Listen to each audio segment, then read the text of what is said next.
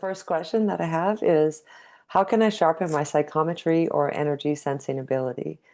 Psychometry, for those of you that don't know, is the art of sensing the energy of an object. And the only way that I know to strengthen psychometry is to practice psychometry in ways that you can validate the answers. So the more you practice it, the more you're going to learn. And what I would do what I did do is work with people who have objects that they'll give you that they know things about. And this is a fun exercise because the person may know a lot of things about the object, but they probably don't know everything about it. They may not know where it came from or who made it or anything about the details of the person that created it. So it's a great exercise that helps like let go of doubt and keep your mind out of the way a little more.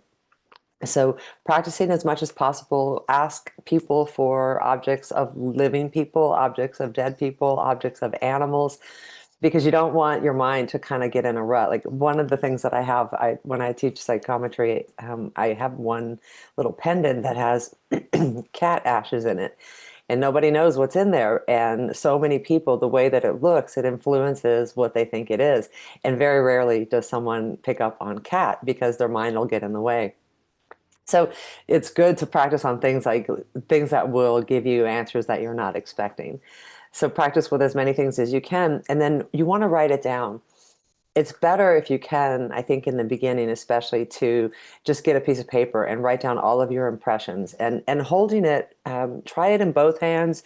I like to hold it like this, where I try not to look at it because the way it looks can influence me. And I'll just hold it. Some people say they sense better with one hand than the other. And so you can practice that and see if you feel something more or less with one hand or the other. But holding it with both hands is great. And then just writing down your first thought that comes to you, and then your second thought, and then your third thought. And if you stop and you start thinking about it, try to clear your mind again, tune back into the object. Thank the object's energy for giving you information. Thank anybody in spirit who's connected to that object for giving you information. Just be, like have that vibe of gratitude around it, and you'll connect better with the information. Then you want to go back and check in with the person who gave you the object and ask them, does any of this make sense to you around this object? And you'll learn from that because the answers will come to you through the clairs or through automatic writing. And the only way to really know what your clairs are going to be like, your clair senses or clear psychic senses are going to be like, is to experience them. There's a basic way that they come through for all of us, but until you've experienced it for yourself, you don't really know how clairaudience will feel for you or one of the other clairs. So it's a great way to practice all of your psychic abilities to use psychometry. Getting it wrong is just as important as getting it right. Because if later on you're picking up on information and you're relaying information to someone or to yourself, and suddenly you have this feeling that you remember getting every time you got something wrong in psychometry, you might stop for a moment and go, okay, wait a minute, maybe my mind's interfering because I have that feeling of wrong, even though I want to say, this thing, even I think I'm right. And that has happened to me many times where I'll be in the middle of a sentence. Suddenly I'll have that feeling of wrong and I'll change my answer and I'll get it right. Or if I don't change my answer, I will get it wrong. So that's important too, is to know what it feels like when you misinterpret something. A really interesting example of that was a woman who, she was taking my mediumship class, and she was holding the object of a woman who cut hair for 52 years.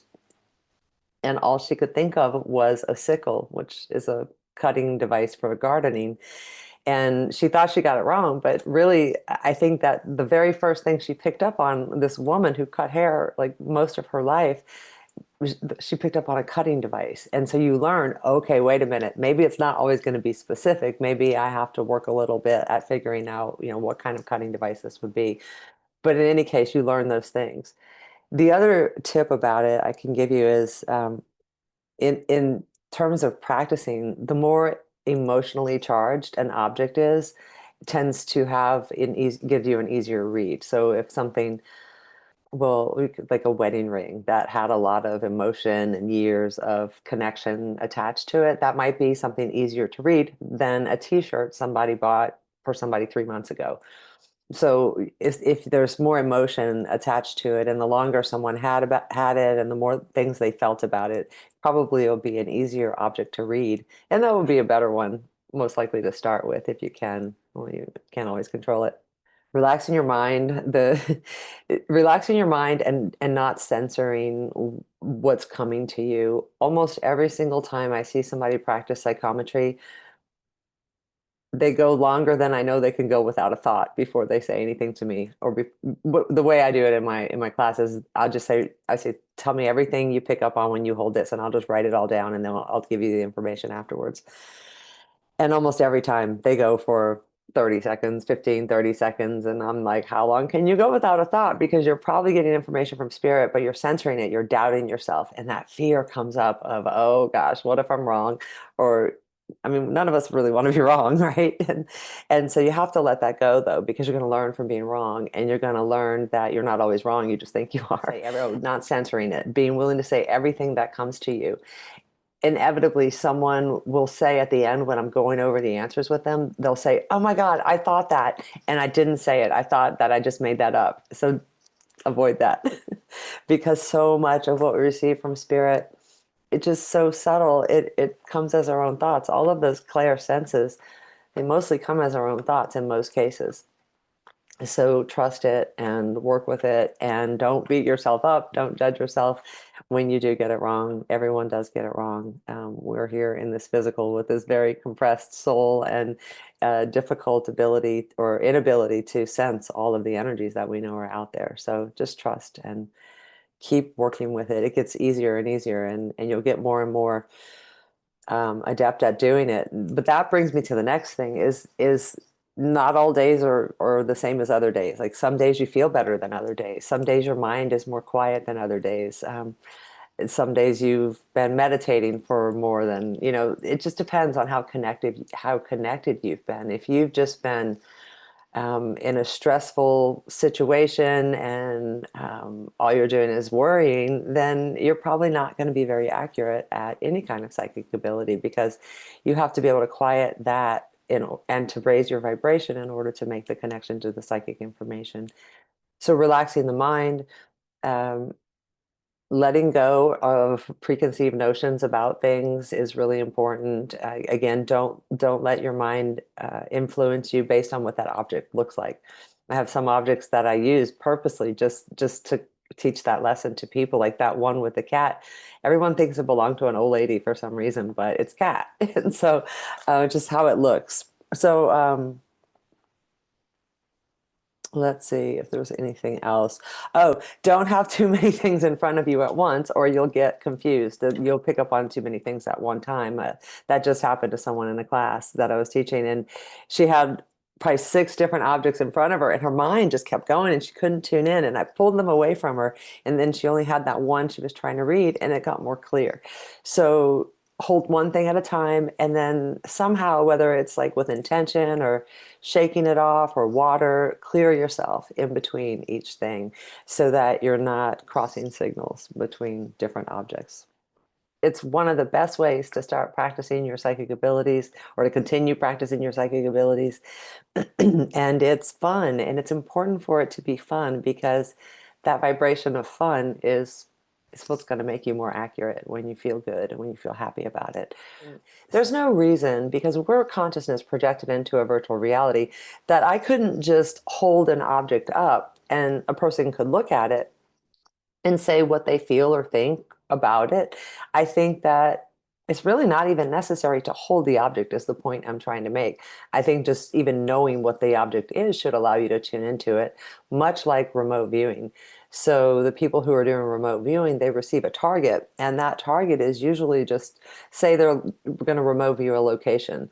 They would receive latitude and longitude for that location in a sealed envelope that they would never even open. They would just have the sealed envelope, and then they would write down their impressions. And so they're not seeing a picture or getting any kind of information other than something in a sealed envelope. And that tells me that psychometry, I don't think it necessarily has to be practiced in person. And I think that would be an interesting experiment for you, to try it both holding objects in person and then also just seeing pictures of things and seeing what you pick up on. I don't really believe there's any reason you couldn't do it both ways. So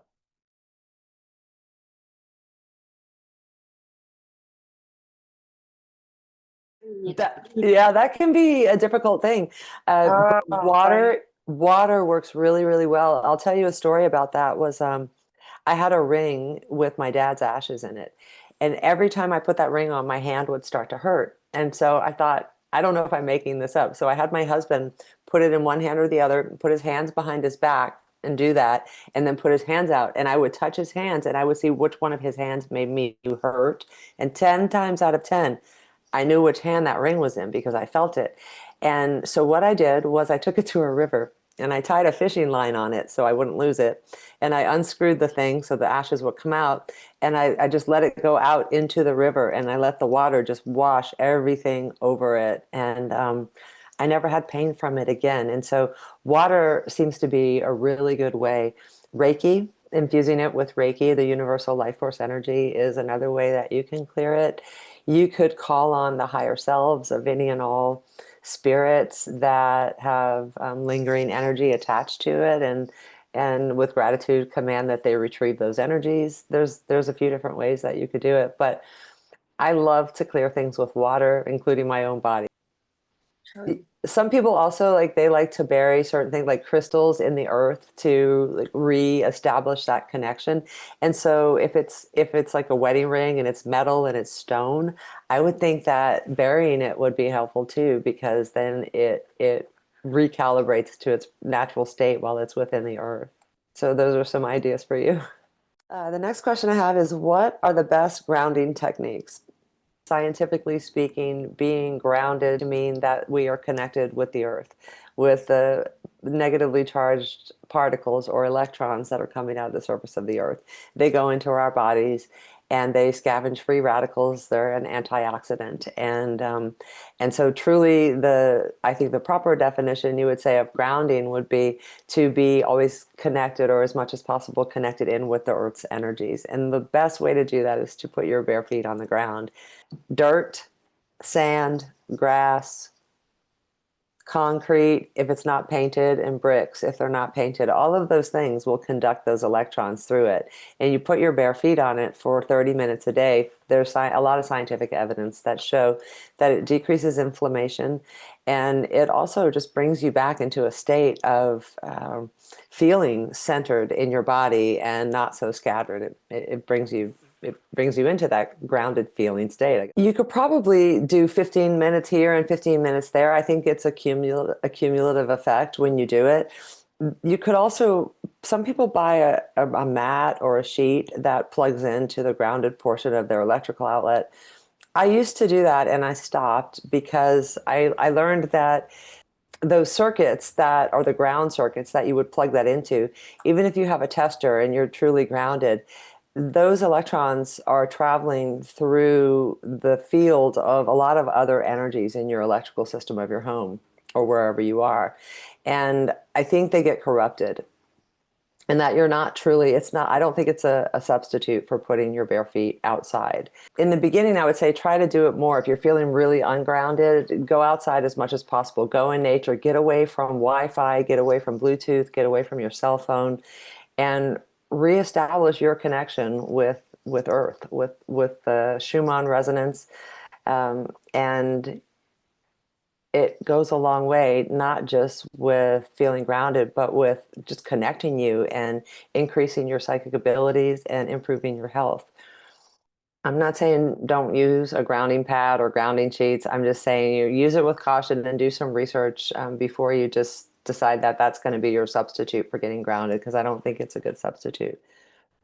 Doing energy work on yourself where you move your body in certain ways, and I will, when I send this replay out, I will send a link to some energy exercises that will do this. If you follow along with her when she does it, it'll reestablish your energy field in a way that you're automatically more easily going to connect with Earth's energy and be grounded on a more or less regular basis more easily. So I'll send you that. Movement, the more you move and the less you sit, the more easily it is to be grounded and to be connected in with those energies and to have that calm, centered, grounded feeling. So stretching, dancing, even things like humming will help move your energy. So try not to be too stagnant, or it is actually hard to feel grounded and to um, physically become grounded. And I find that one of the best ways, not only to feel grounded if I can't go outside, and to clear energies that I've picked up from situations and people, is to get in the shower and take a shower and have that intention of the water just recrystallizing my crystals back to a more coherent state and washing off whatever doesn't serve me. I've been experimenting for a while now with creating soundtracks for myself for meditation and for grounding and for psychic abilities. And I just recently was guided by spirit to decide to make them available to other people. I thought I was just making them for me, but I really started to notice a lot of benefits from them. And today I was working on one for many hours that was delta waves. And I found that my mind is so calm right now. Like I can't even explain it to you, but it's I've been working on it for the last 4 hours, and I just feel like it just brought me like in, like I feel like there's nothing that could bother me right now. And so that's going to be that is on the website now, and I will send a link to that one as well. So there are different frequencies you can listen to. Binaural beats will help you feel more grounded. Can anyone develop mediumship, or must you be born with it?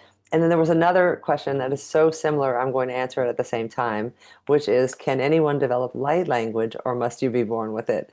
Everyone's already born with it.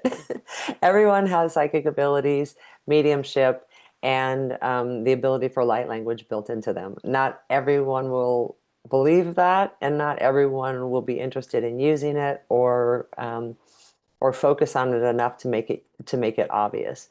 But everyone already has it. We are consciousness projecting ourselves into some sort of virtual reality to have this experience. I've heard scientists say that if they took all the atoms of all the people in the world and they removed the space out of them and they compressed them together, it would be like the size of a pea or smaller. We're not here. We are consciousness projecting ourselves into this reality, and we are connected in with this network. We're connected in with the source creator, the larger consciousness system.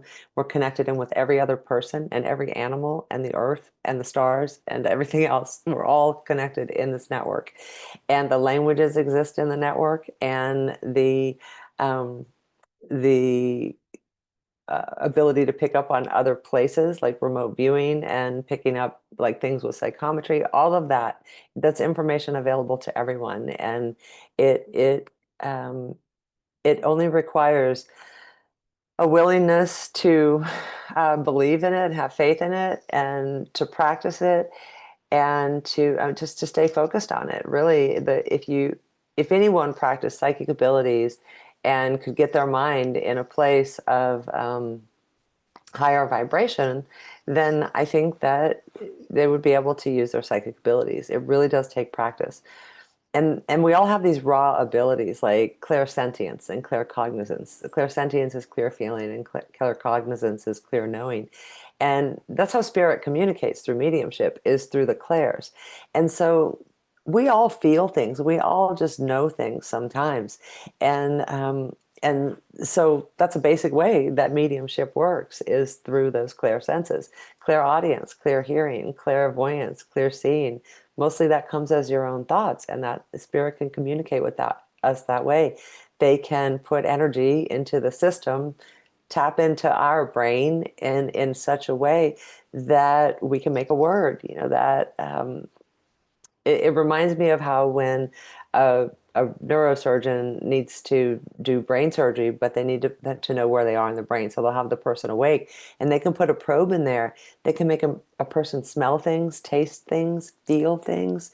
And I think spirit does the same thing with energy through our clear senses, and through also through automatic writing, but that's pretty much also the clear senses. And so um, It's just already there. And the way that you build those clair senses is through practicing in ways that you can validate the answers to.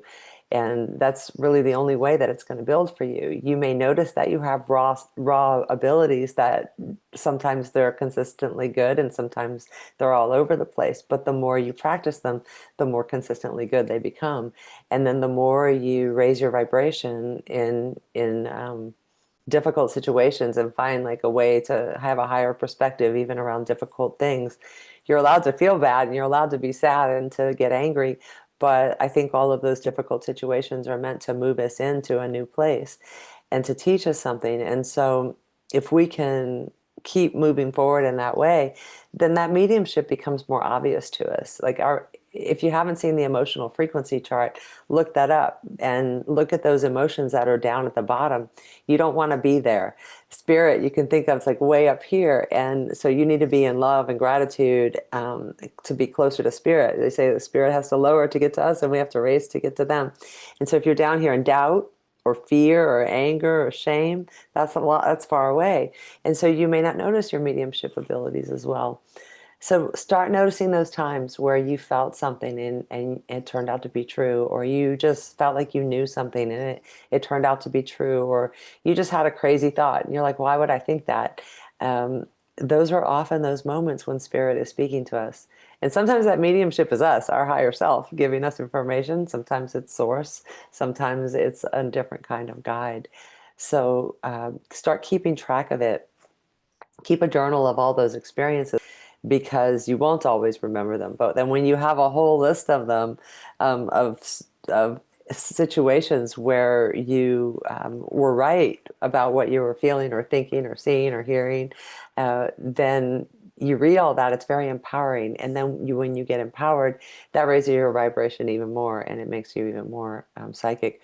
I didn't get good at psychic abilities until I started doing a lot of readings. I started doing readings after I I was doing massage full time for a while, and just anyone who would listen to me say things that I was picking up on, I would say it to them.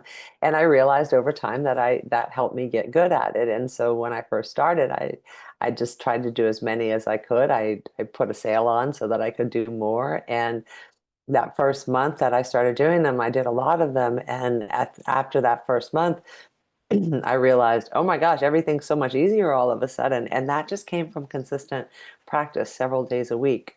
Meditate. Try to meditate just for a couple of minutes every day.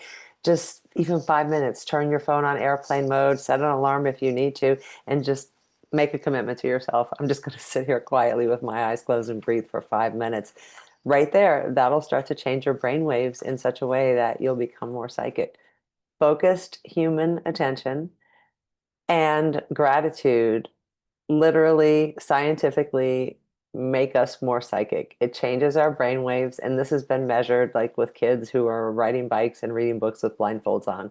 They're doing these experiments and they're showing that these states actually make us more psychic. And so the more gratitude you have in your life, the more ability to focus for longer periods of time, the better your mediumship is going to be. The more neutrality you have around everything, the better your mediumship will be. Because what happens is we've been using our intellectual channel our whole life. We're used to doing that. That's the one in charge. And our intuition is there too, but we haven't been practicing that one. And so spirit will give us some information, like raw abilities, and we'll pick up on a few words, and then our mind will just start like going and creating thoughts around it. And I see people do it all the time when they're practicing is they'll get some information from spirit and then they'll start to create a story around it based on things that they've experienced in their life or preconceived notions or beliefs that they have. So you have to try to let those things go in order to receive information cleanly and accurately from spirit. If you have a lot of judgment about things, you're going to influence the message from spirit and it won't be as accurate. So it was a surprise to me to learn that letting go of my own biases was one of the most important things I could do to improve my mediumship. Cleaning up your diet of processed foods, getting rid of chemicals and fluoride and whatever pharmaceuticals you don't need and don't um, just don't expose yourself to that. That will help as well. There's the pineal gland or pineal gland, depending on how you like to say it, and it's in the deep in the brain, and it is the called the seat of the soul, and it's said to be responsible for our third eye vision or ability to see psychically, and many different chemicals will cause calcification of that gland, as well as processed foods. So if you want your mediumship to be good, it's good to clean up your diet in that way. Rudolf Steiner talked about, he was a medium from way back, and he talked about the um, that our organs actually were partly the way that we receive psychic information. And so to me, it makes sense to keep your body in good health and that your psychic abilities will be more accurate. So we all have it. Mediumship said to be associated with the throat chakra. Getting that throat chakra open, getting all of your chakras open will help your clair senses and your ability to receive information from spirit.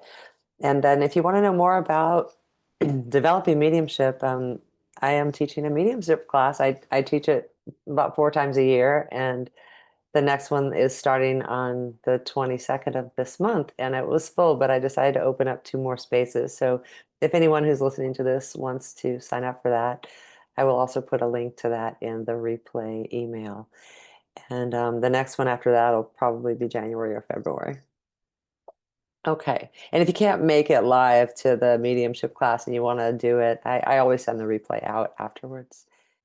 What is my purpose on earth? What are my superhero powers? To answer this for the collective, I will say that our purpose here on earth, the fundamental basic purpose, I think the reason we're here is to grow our soul and to have an experience that is very far away from who we truly are as spirit in order to, well, grow our soul, to grow source, the larger consciousness system, to grow our guides and to help them be better guides and to help each other. I think we're here in a school of some sort that is very difficult and very different from who we truly are. And we're here and we've forgotten. And I think that's part of the purpose too, is to remember, to come here with the forgetting and to find out who we really are, even with that veil of forgetting. And Spirit has told me many times that a big part of our purpose that is overlooked is just to be here, to be here, and to find joy in a world of people who will not find joy. That is I'm told by Spirit, one of the greatest acts of service that we can do when we're here is to be able to connect with joy and love in a world of people who won't be able to open their hearts. So that being said, um, we have individual purposes as well, and we can bring through those purposes in different ways. And a lot of times you'll just have an idea about something you'll be interested in, and that will tell you a lot about your purpose. We're programmed in a way that if we go with our urges and in a reasonable way, then it should lead us to that healing path, or that path that we're here to heal our soul with and help others heal with. And so maybe you feel a particular propensity for helping others, and that can come in so many different ways. Maybe you become a nurse, maybe you become a doctor, maybe you become an IT person and help people with their computers. There's a lot of ways to bring healing.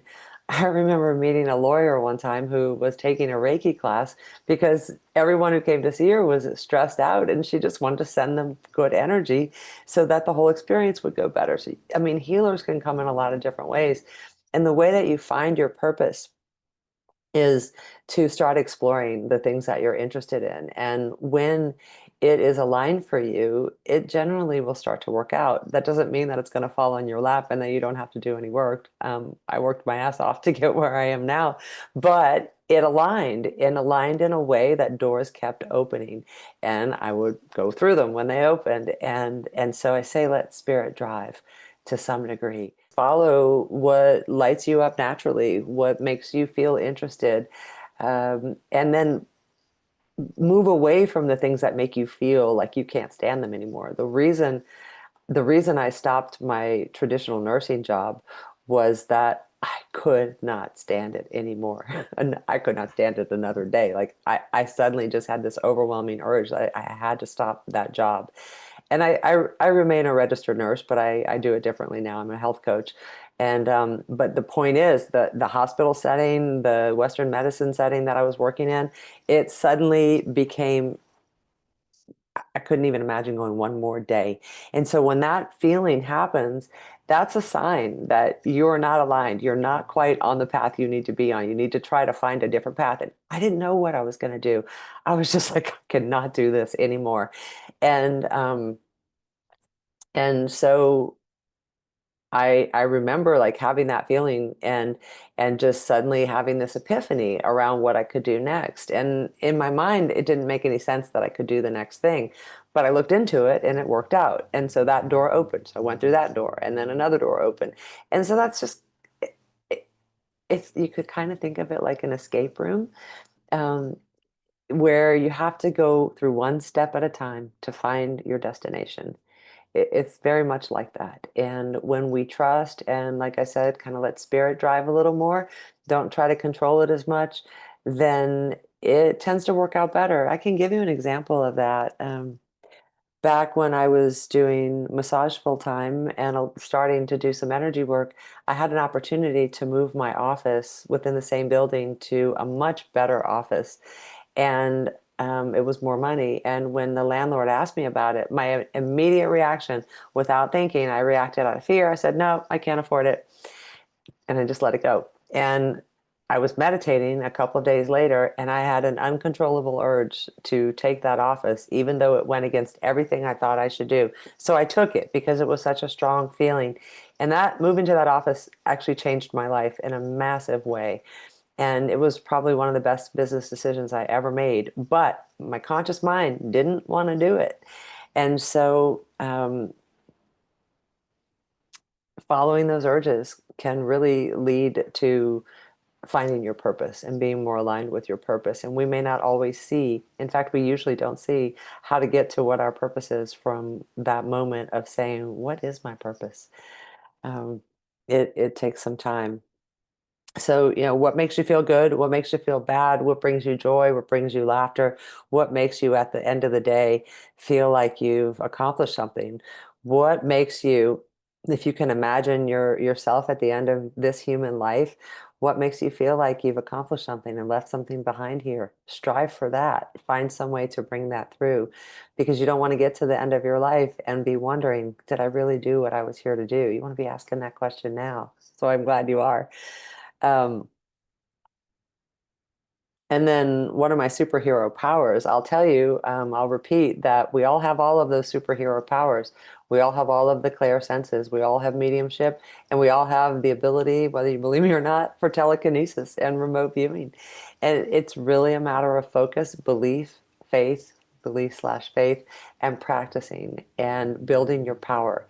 And partly that those energy exercises that I mentioned earlier for grounding, that will help build your power as well for being a better conduit for information that comes from the spirit world. So, in terms of which ones are strongest for you, that's partly going to be where you focus and where you practice. But we all kind of have like a natural propensity for one thing or another in life. And some people are better at feeling and knowing. Some people are better at hearing and seeing. Some people are better. Um, at well, I don't know, but we have different abilities. Some people are better at remote viewing. Some people are better at light language. It's just we have different strengths, but doesn't mean you can't develop other strengths. When I started doing this, my strongest abilities are not the same as what my strongest ones are now. I didn't have much clairvoyance in the beginning, and just through practice, I built that. So consistent practice, meditation, binaural beats, cleaning up the diet, cleaning up your perspective on life and your vibration, all of those things will help you tune into your superhero powers, which again, we all have. Oh, I didn't address the light language part. So, it doesn't require anything. Everyone's born with light language, is what I want to say. Everyone has the ability for light language, and it goes back to partly that we are consciousness projected into a network of information.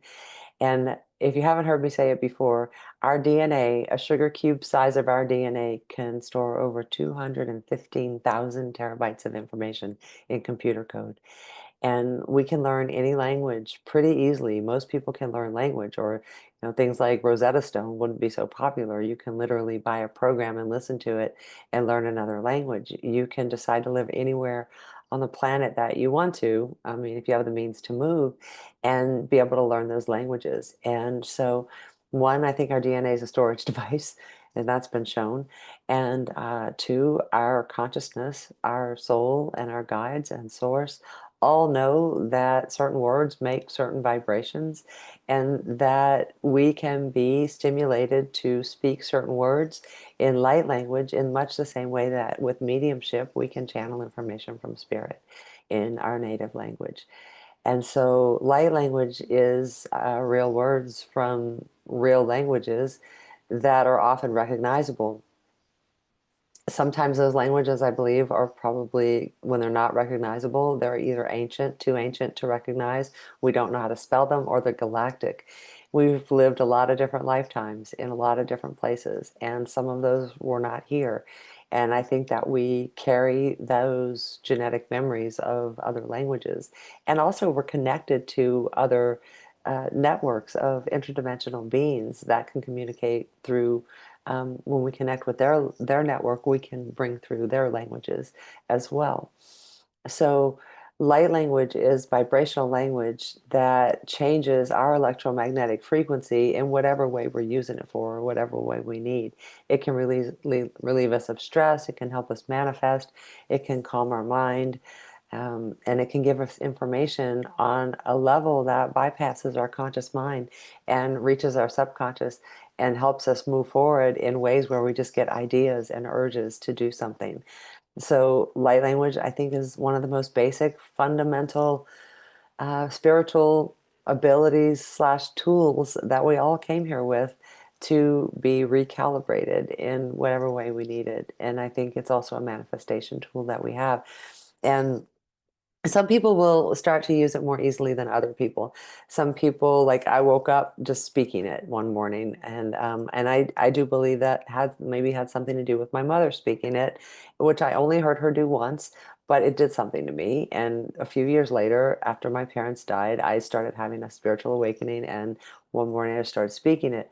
Other people, they need to listen to somebody several times before it starts coming out. Some people, like I do activations for people, they repeat words after me and then they start speaking it. The reason I found out that we all had this ability was that spirit started telling me during readings, tell them they can speak light language. And the first time I ever told somebody that, they didn't even know what I was talking about. I said, well, Spirit says you can do it, and that all you have to do is repeat some words after me. Listen to me for a minute and then repeat some words, and then you'll be able to speak it. And then it worked. And I was like, how did that happen? And then it happened again and again, and a lot. It's happened a lot, hundreds of times. Um, and so I very quickly started realizing, oh my gosh, this is built into us. This is something that is part of all of us, because like 9 out of 10 people are starting to speak it. It's even more than that now. I mean, I've lost track of how many people I've done it with. And there's only two people that didn't like straight out start speaking it. And it was funny, the other day I was doing a class with somebody, and it wasn't a light language class, but it was a mediumship class, and she was interested in starting to speak it. And so I did an activation for her, and she kept repeating the same word over and over again, and she was like getting stumped because the same word kept coming, and she was judging it. She was like, my mind's in the way, I keep saying the same word. So I'm going to look this word up. So I looked it up, and and it had a meaning. And I'll just go back a little bit and say that right before that, a spirit was coming through mediumship, and it was making her feel choky in her throat, and she got really hoarse and she couldn't talk. She had to get up from the table and walk outside, and finally she got through it, and she gave the message from spirit. And then the light language thing happened, and the word she kept repeating was the Italian word for a hoarse throat. And I thought, this could not be more perfect. This just proves right here that your guides are right here giving you this information, or your higher self giving you this information, to show you like what just happened to you is real. And you're sitting here judging it, saying, oh, I'm just making this up. I'm like, you're speaking the Italian word for horse. So horse throat. Anyway, we all have the ability for light language and we all have the ability for mediumship. We all have all the clairs. And the more you practice them, the more you stay focused on them, and the more you listen to other people talk about it. Like every time I drive somewhere, almost everything I go to is a half an hour because of where I live. And so I'll just turn on YouTube and I have my channel is like tuned, so only spiritual things pop up on my feed and I'll just listen to this or I'll listen to that. And if I don't like it, I turn it off. If I do like it, I subscribe to their channel and I listen to more. And so just staying connected with that, uh, it's really powerful. Like if I go on vacation and I don't connect with that kind of information for a few days, I start to feel less connected. I'm not connected, but I start to not notice it as much. And so then you go back to like listening to it and you keep your mind in that realm more. It just happens more naturally. So try just keeping exposing yourself to more and more people. You'll find people you don't like, you'll find people you do like. You just listen to what you want to listen to, but stay connected, and that will help you. It'll help you recognize your abilities better, and because you'll hear stories from other people, and things will resonate with you, and you'll be like, "Oh my gosh, that happens to me. I've never heard anybody say that before," and you'll grow from that. In addition to just like staying, if you stay connected with it, you stay connected with it. So that's my best advice on all of those questions, and that's all I have today.